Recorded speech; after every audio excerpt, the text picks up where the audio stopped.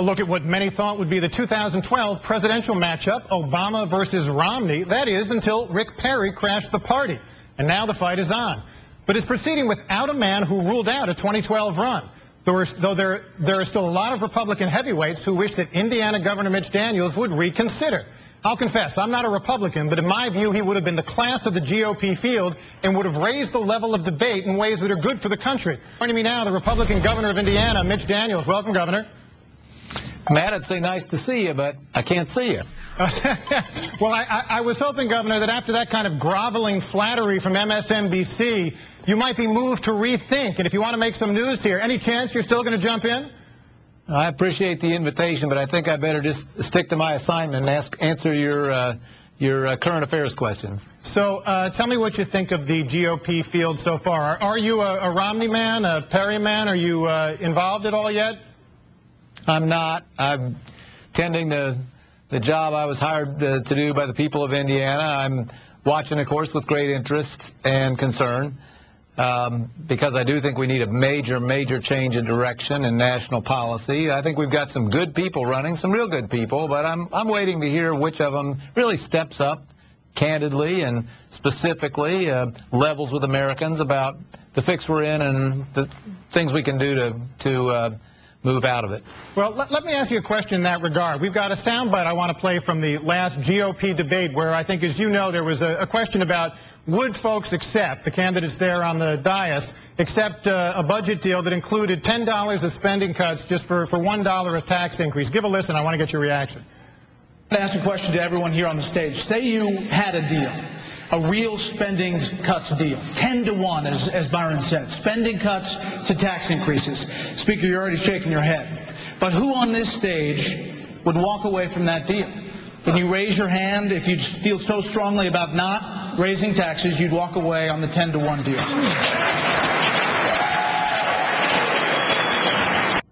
Now, Governor, what kind of courage is that from the Republican field? You know, Ronald Reagan, a president you worked for, raised taxes as part of deals with Democrats. The idea that the entire field would say a 10-to-1 deal was a non-starter seems preposterous.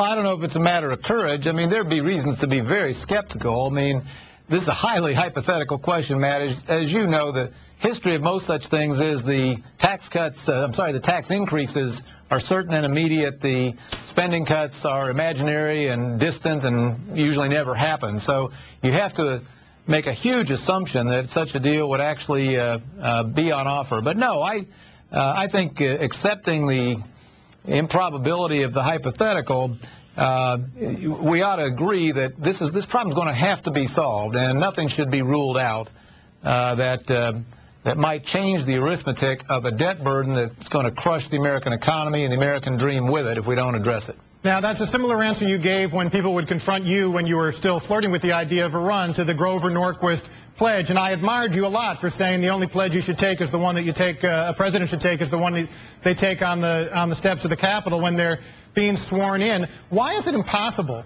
for Republican primary candidates to be honest about the math? I mean, you know, we're going to double the number of seniors on Social Security and Medicare. Even if we do the stuff and beyond that Paul Ryan and others on the right are talking about on entitlements, we're going to have to see more revenue in an aging America, yet we've got a GOP field that's kind of doomed by this by this kind of litmus test.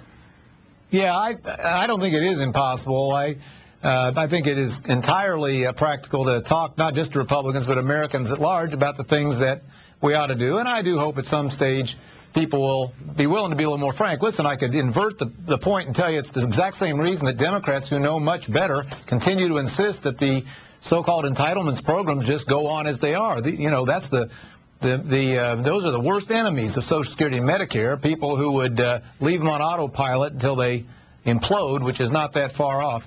You know, on this question of revenues, Matt, we are going to need a lot more revenue and a lot less spending, some combination of those two, to get out of this. The question, of course, is how do you generate that revenue?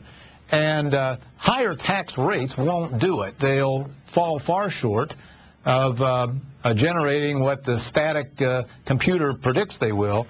The way to get more revenue, a lot of us believe, a lot of people in your party believe, is a restructured tax system that features far fewer loopholes and exemptions, lower rates on work and investment and so forth. And those people who understandably say everyone ought to contribute to the solution of the debt problem, including the well-off, are looking in the wrong place when they look at higher rates.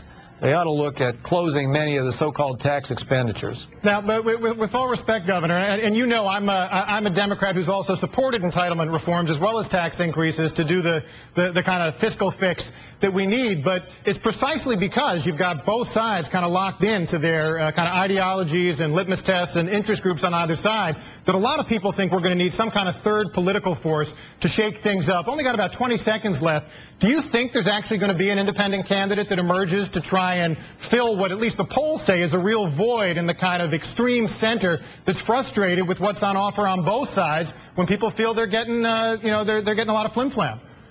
I'd be very, very surprised, and I think the best chance, frankly, for our republic is for the Republican Party to adopt a position that is full-throated for growth. It's the only place the revenue can come from, and is also very candid about what needs to be done to trim down our current spending, our future promises, and proposes ways to generate revenue within that aren't counterproductive by choking off the economy in the process.